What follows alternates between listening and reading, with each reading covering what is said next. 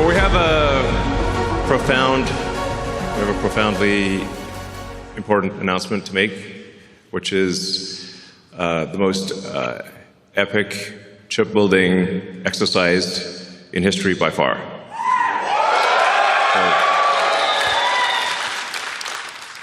This is really going to take things to the next level. So, yeah, a level probably people aren't even contemplating right now. This is not in the, I would call this sort of an out-of-context problem. It's not in their context. So we're going to adjust the context by a few orders of magnitude here. Let's see. It's a joint effort. I'm pressing the button. But the button's not working. Oh, there we go. Okay. So, yeah, we aspire to be a galactic civilization.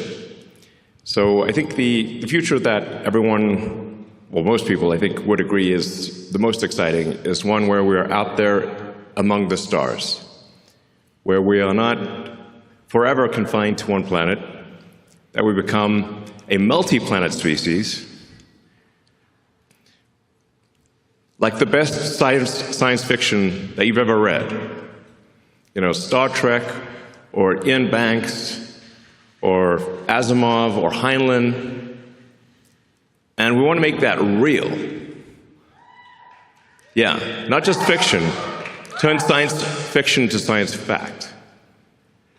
That's the glorious, exciting future that I certainly look forward to.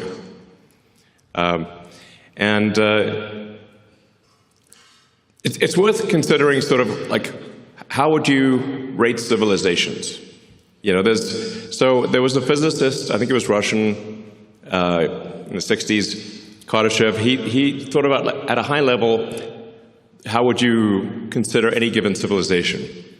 And he said, well, if you're type 1, you're using most of the energy of your planet. And we actually still have quite a ways to go to be properly a type 1. We're still using a tiny fraction of the sun's energy that reaches our planet. Let's see. Yeah, there we go. But the Earth only receives about 0.5 billionth of the sun's energy. So the sun is truly enormous. The sun is 99.8% of all mass in the solar system. So sometimes people will ask me, like, what about, you know, other power sources of power on Earth? Like, what about fusion on Earth? Well, that is unfortunately very small because the sun is 99.8% of mass in the solar system. And Jupiter is about 0.1%, and Earth is in the miscellaneous category. We are, I think it's Carl Sagan, I think, might have said, Earth is like a tiny dust mote in a vast darkness. Very, very small. The sun is enormous. So the way to actually scale civilization is to scale power in space. This is necessarily true because we actually capture such a tiny amount of the sun's energy on Earth because we're just this tiny dust mote. Another way to think of it is roughly like electricity production on Earth of all of civilization is only about 1/trillionth of the sun's energy, which means if you increase civilizational power output by 1 million, you would still only be 1 millionth of the sun's energy. I mean, it's awe-inspiring to consider that, just how tiny we are in the grand scheme of things. And yeah, we often get sort of caught up in these sort of squabbles on Earth that are really very sort of minor things when you consider the grandness of the universe. And so I think it is important, actually, to consider the grandness of the universe and what we can do that is much greater than what we've done before, as opposed to worry about sort of small squabbles on Earth type of thing. Kind of not much point in that. Yeah, we want to be a civilization that expands to the galaxy with spaceships that anyone can go anywhere they want at any time. That would be epic. And have a city on the moon, cities on Mars, populate the solar system, and send spaceships to other star systems. That sounds like the best possible future. You know? So to do that, we need to harness the power of the sun. And so a terafab, while it is enormous, a terawatt of compute per year is enormous by our sort of civilizational standards. It is still just one step along the way of being even a Kardashev. You still have a long way to go to even be a Kardashev 2 level civilization, and you're not even registering as a Kardashev 3. So it's a very big thing by current human standards, but still small in the grand scheme. But very difficult for humans. So to accomplish this very difficult goal really requires a combination of efforts of SpaceX, xAI, and Tesla working together to create this epic TERAFAB project. So.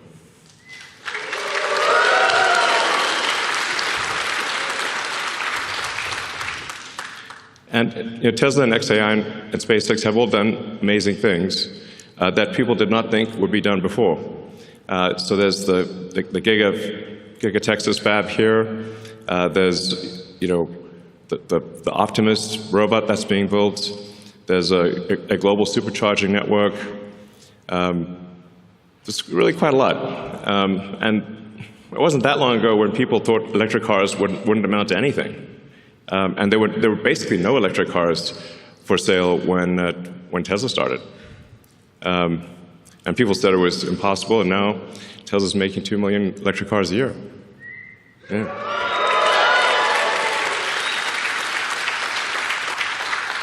And then xAI, although it's a new company, now part of SpaceX, has also built the first gigawatt-scale compute cluster, which in record time. Jensen Huang from NVIDIA said he'd never seen anything built so fast in his life before. So a great compliment from NVIDIA. And then SpaceX, well, I guess you can read it for yourself. Well, you already know. I mean, the reusable rockets, people said that reusable rockets weren't possible, and even if you did do them, they wouldn't be economically feasible. So we did them, and then we made them economically feasible. And now we've landed over 500 times. Then we did the Falcon Heavy, and now we're doing Starship. And Starship is a critical piece of the puzzle, because in order to scale compute and scale power, you have to go to space, which means that you need massive payload to space. And Starship will enable that. So this gives you sort of just a sense of scale. We've got Optimus there, Optimus for scale. Optimus is about 5'11", so it gives you a sense of the size of the Starship V3 rocket. Starship V4 will be much longer, actually. The Starship V4 will make Starship V3 look kind of short. So we'll expand with Starship V3 to 200 tons of payload to orbit, from 100 tons with V3. And then you can see that that's just a rough approximation of the mini version of the AI sat. So that's roughly 100 kilowatts. It's showing the solar panels and the radiator to scale. So for some reason there's been a bizarre debate about radiators in space. It's safe to say SpaceX knows how to do heat rejection in space with 10,000 satellites in orbit. Might know a thing or two. So you can see the radiator is actually quite small relative to the solar panels. And we call that the mini-sat, since that's just 100 kilowatts. we expect future satellites to probably go to the megawatt range. Yeah.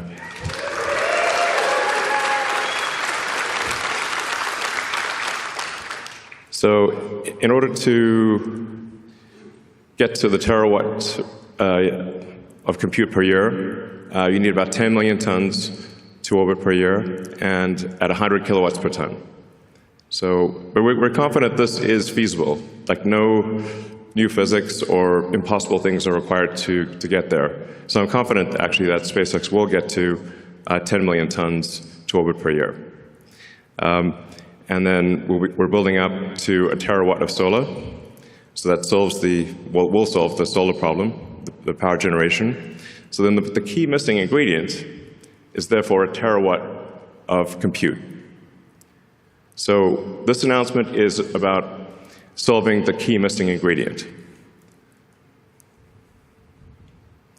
To give you a sense of what we're talking about, the current output of AI compute is roughly 20 gigawatts per year.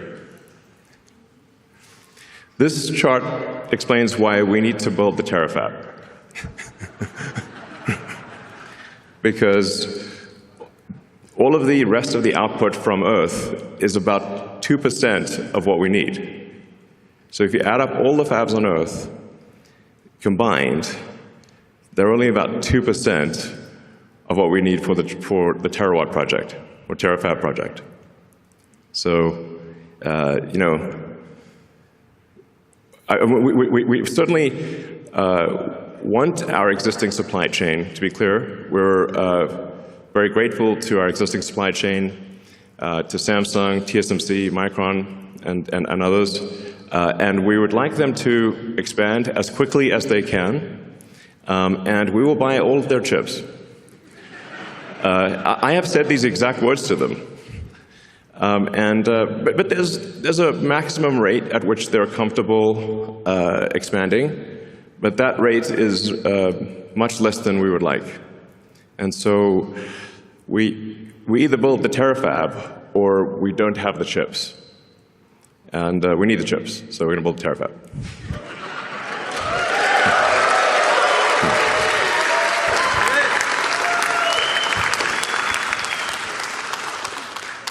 And we're starting off with an advanced technology fab here in Austin. And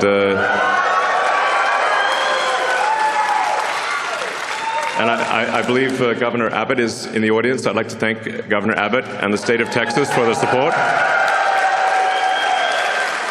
All right. So in the advanced technology fab, we will have all of the equipment necessary to make a chip of any kind, logic or memory, and we will also have all of the equipment necessary to make the lithography masks. So in a single building, we can create a lithography mask, make the chip, test the chip, make another mask, and have an incredibly fast recursive loop for improving the chip design. To the best of my knowledge, this doesn't exist anywhere in the world, where you've got everything necessary to build logic, memory, and do packaging, and test it, and then do the masks, improve the masks, and just keep looping it. So, and we're not just going to do conventional compute in this. I think there's some very interesting new physics that is potentially, that actually I'm confident will work. It's just a question of when. So this is we're really going to push the limit of physics in compute. And we're going to try a bunch of wild and crazy things, which you can do if you've got that fast iteration loop. That I can't emphasize enough the importance of being able to make a chip, test it, and then change the design, do another one, and have that in a single building. I think that our recursive improvement with that situation is probably an order of magnitude better than anything else in the world. Yeah.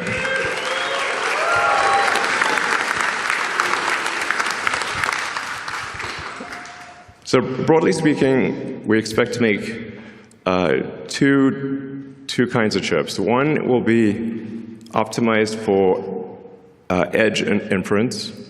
So that'll be used primarily in Optimus and in the cars, but especially in Optimus, because I expect the robots, humanoid robots, to be made 10 to 100 times more than the volume of cars. So, you know, if vehicle production on Earth is about 100 million vehicles a year, and I expect humanoid robot production to be somewhere between 1 billion and 10 billion units a year. So it's a lot. So, yeah, Tesla's going to make a very significant percentage of those, is our goal. And then we need a high-power chip that is designed for space, that takes into account the more difficult environment in space, where you've got high power, you've got high energy ions, photons, you've got electron buildup. It's a hostile environment in space. So you want to design the chip, you want to optimize it for space. And you also want to generally run it a little hotter than you would normally run a chip on Earth to minimize the radiator mass. So there are just a bunch of constraints that you design something differently in space than you would on the ground. And for the space compute, my guess is that is the vast majority of the compute, because you're power constrained on Earth. That's why I think it's probably 100 to 200 gigawatts a year of terrestrial chips, and probably on the order of 1 terawatt of chips in space.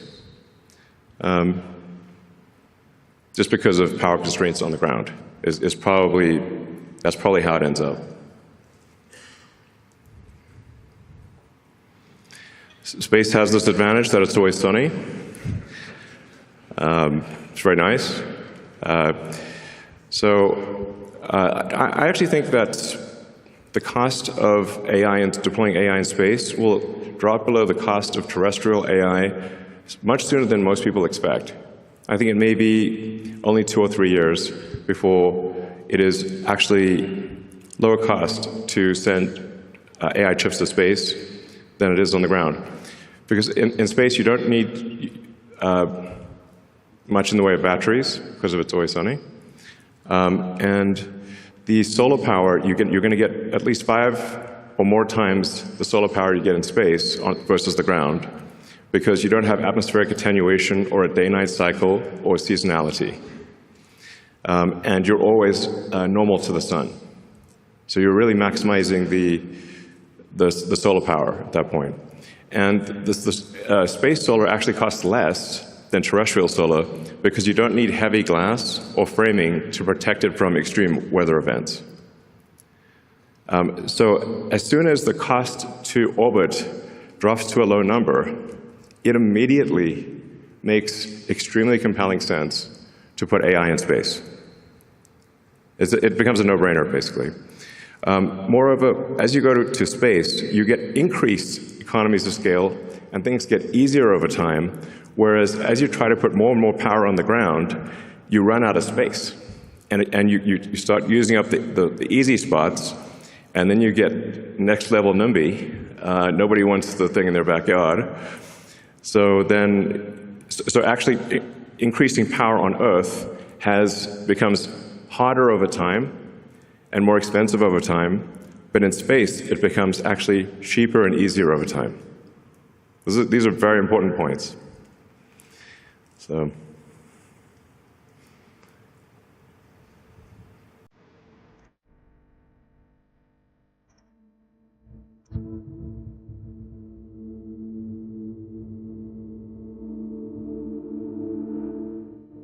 Yeah.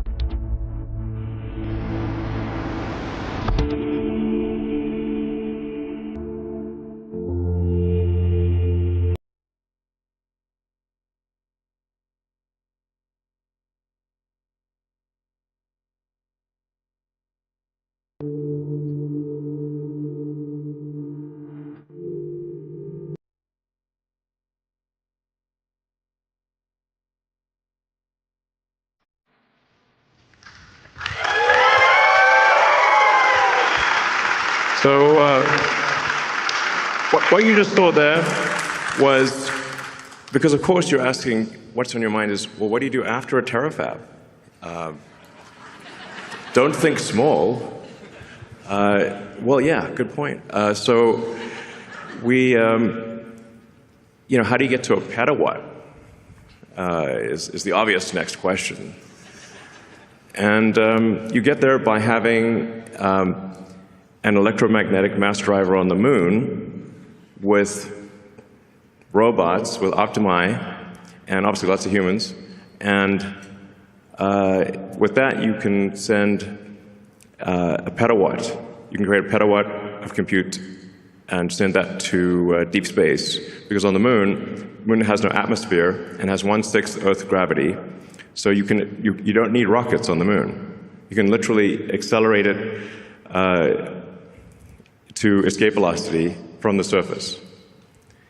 And that dramatically drops the costs, once again, of harnessing power and enables you to go 1,000 times bigger than a terawatt. So for sure, the future I want to see, I want to just live long enough to see the mass driver on the moon, because that's going to be incredibly epic. Yeah.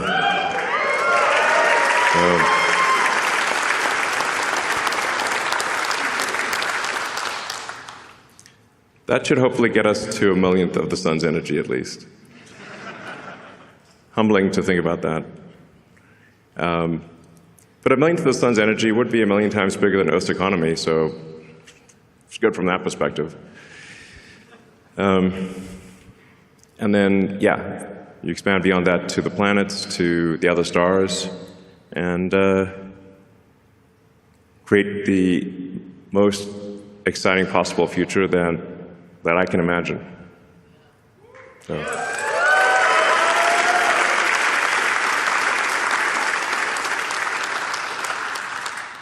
This looks a bit like the opening in Idiocracy with Mike Judge. Unlocking an age of amazing abundance. Yeah,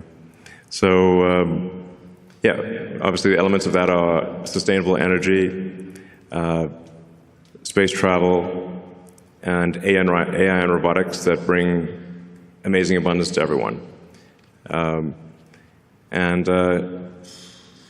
It's really the only path to amazing abundance is AI and robotics, which is not to say it can't go wrong. Hopefully, but I think it'll probably go right, and it'll be a future that you love.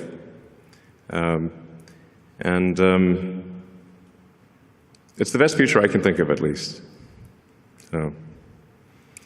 And then we go beyond the moon, beyond Mars, and we sail through the rings of Saturn.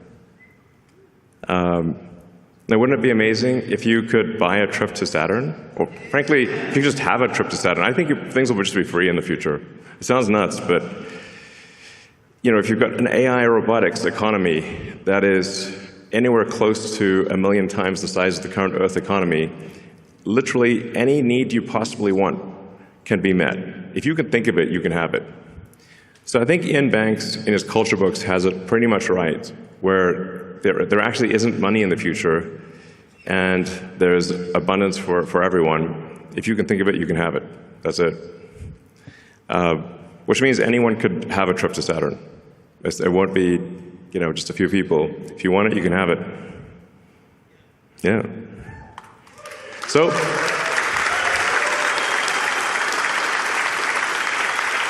Yeah.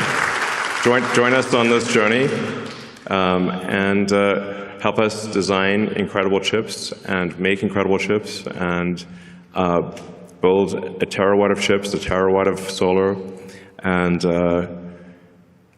10 million tons to orbit per year. Thank you.